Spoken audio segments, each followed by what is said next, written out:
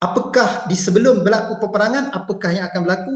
Yang saya sebut tentang reset juga disebut dalam gerakan perencanaan New World Order, reset.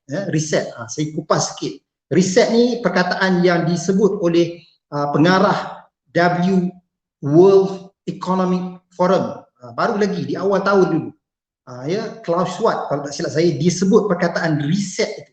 Reset ini, reset maknanya sebelum perkataan reset yang disebut oleh pengarah World Economic Forum ini, sebelum tu pada 2014 dan 2016 saya telah membuat kajian dan kita tahu barang siapa yang kaji tentang naratif teori konspirasi ini, perkataan reset ni dah ada dah.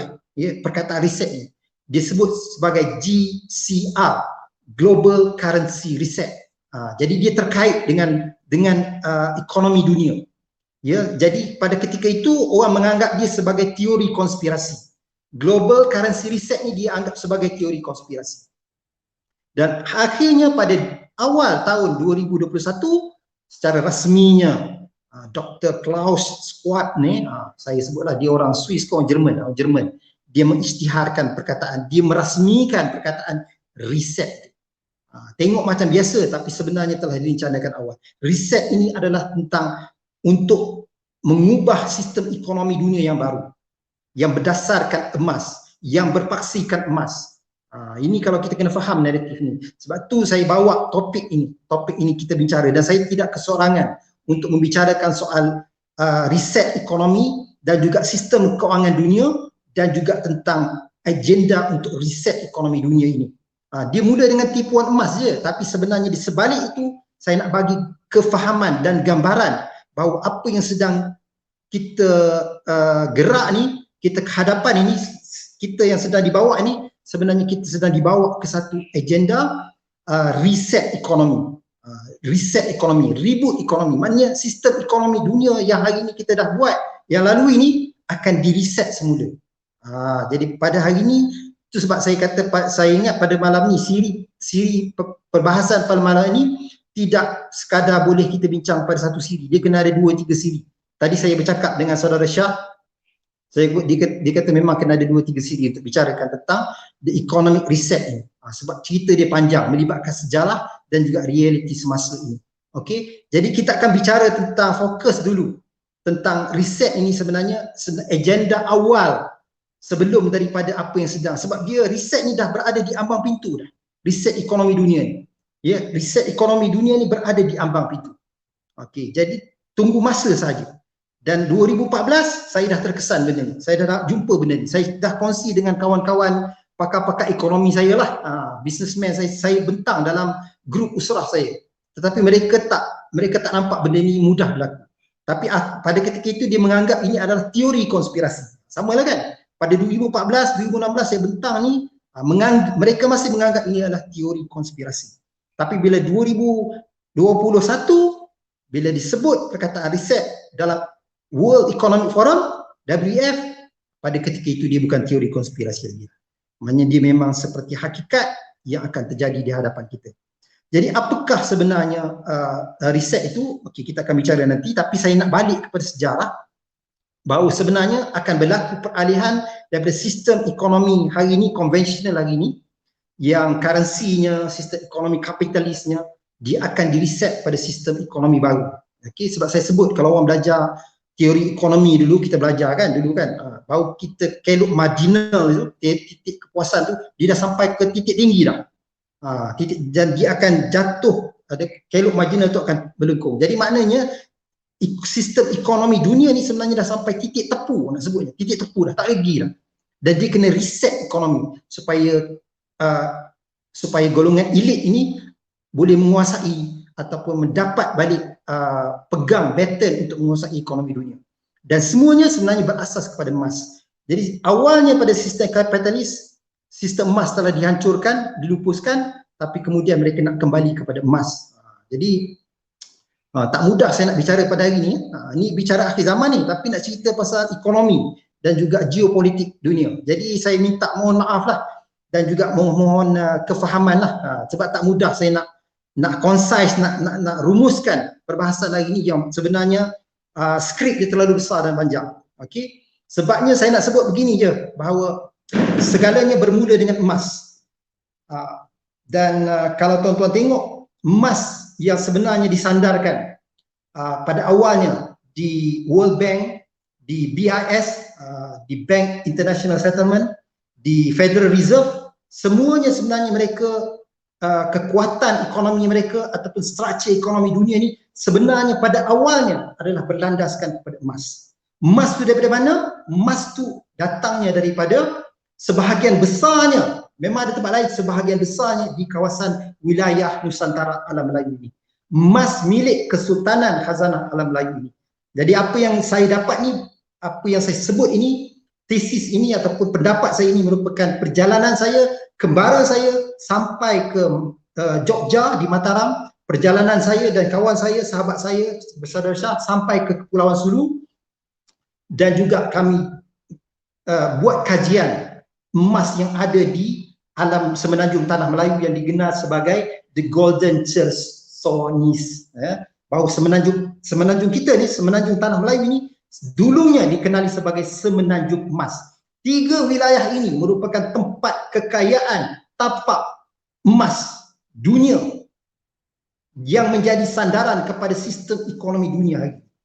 Dan wilayah itu adalah di Nusantara, Indonesia, yang diwakilkan, diwariskan kepada sultan-sultan di Nusantara, di Indonesia, iaitu sultan-sultan di Mataram. Sultan ni banyak, di Sunda ada, tapi dia duduk satu akhirnya dan dipegang oleh, diwariskan kepada Soekarno. Dan emas yang berada di Kepulauan Sulu, sultan di situ juga, maka emas itu ada dan kemudian beralih kepada Marcos dan sebagainya. Dan emas yang berada di semenanjung emas ini, yang kita tahu sampai di Pulau Nangka, kisahnya adalah di situ adalah tempat bertapaknya emas yang hilang, yang menunggu pemilik sebenarnya, iaitu Ahmad Al-Bab, untuk mengembalikan balik uang emas itu. Jadi itu cerita-cerita yang macam mistik dan mitos, tapi pada hakikatnya pada saya, apa yang saya telah lalui, apa yang telah saya tengok, apa yang saya lalui dan jumpa faktanya itu adalah benar. Wallahualam, tuan-tuan terpulang untuk penilaian sendiri. Tapi 3 wilayah ini inilah kawasan Opir yang disebut di dalam kitab Taurat ataupun the Old Testament. Semua ini sebenarnya saya bukukan dalam ni. Saya tulis. Ni bukan saya cakap-cakap ni bukan cakap petik-petik angin je. Saya tulis dan saya kemukakan bukti. Dan untuk pada malam ni saya telah transfer semua konten buku ini ke dalam buku saya. InsyaAllah di hujung nanti kita akan reveal buku yang akan zahir untuk tuan-tuan baca. Sebab buku ini kontennya terlalu sangat padat, ya, dan bahasa yang saya guna bahasa akademik tinggilah. Jadi tak mudah untuk memahaminya. Tapi saya telah menulisnya kembali dan insya-Allah saya akan persembahkan kepada tuan-tuan. Jadi cerita emas yang berada di Sulu, emas yang berada di Mataram, di Jogja itu, yang kami pergi dan kami kaji. Bukan kami pergi ini tim daripada AKAR. Saya mewakili AKAR, Akademi Kajian Rantau Nusantara, dan juga saudara Syah merupakan mantan Presiden Harum Himpunan Ikatan Kekeluargaan Rumpun Nusantara. Kami pergi dan menjejak khazanah budaya, tradisi dan kekayaan alam Melayu Nusantara. Dan kita tahu bahawa kedatangan penjajah ke alam Melayu ini, Portugis datang ke alam Melayu ini, yang kita dengar, yang kita tahu sebenarnya dia nak cari spice roots, rempah ratu, sebenarnya bukan. Dia datang kerana 3 perkara, iaitu gold, glory and gospel. Gold, glory and gospel, itu yang sebenarnya. Dan ini ada dalam fakta yang saya tulis. Gold, inilah tempatnya, inilah Opir yang disebut oleh dalam kitab the Old Testament. Inilah Opirnya, inilah kawasannya, inilah wilayahnya. Kawasan emas yang banyak.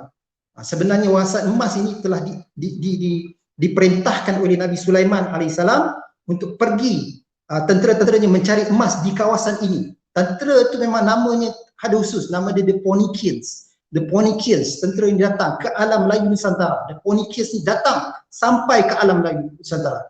Dan bukti-bukti tentera Nabi Sulaiman, The Phoenicians ini sampai di Indonesia, sampai di alam Melayu, sampai di Sulu, sampai even di Solomon Island. Mereka ni ada bukti, mereka sampai di sini. Dan mereka sampai untuk mencari emas, bawa balik kepada sultan, raja mereka itu Nabi Sulaiman AS.